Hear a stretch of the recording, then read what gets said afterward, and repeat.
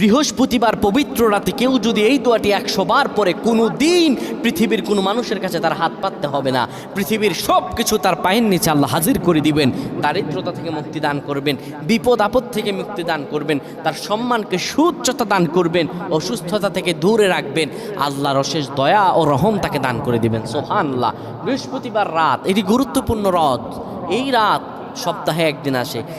আরবিতে রাত আগে আসে, দিন পরে আসে। সুতরাং বৃহস্পতিবারের যে দিন গিয়ে রাত, এটি বৃহস্পতিবার রাত নয়, এটি শুক্রবারের রাত, এটি জুমাবারের রাত, এটি দোয়া কবুলের রাত, আল্লাহর কাছাকাছি হওয়ার রাত। সুবহানাল্লাহ। এই বৃহস্পতিবার রাত আল্লাহ তাআলা বান্দার দোয়া কবুল করেন। কেউ যদি বৃহস্পতিবার রাতে ঈশা নামাজের পরে পবিত্র হয়ে ইয়া হাইয়ু ইয়া হাইয়ু ইয়া হাইয়ু ইয়া রফিয়ু ইয়া রফিয়ু ইয়া রফিয়ু এই দোয়াগুলো পড়তে পারে 100 বার, আল্লাহ রাব্বুল আলামিন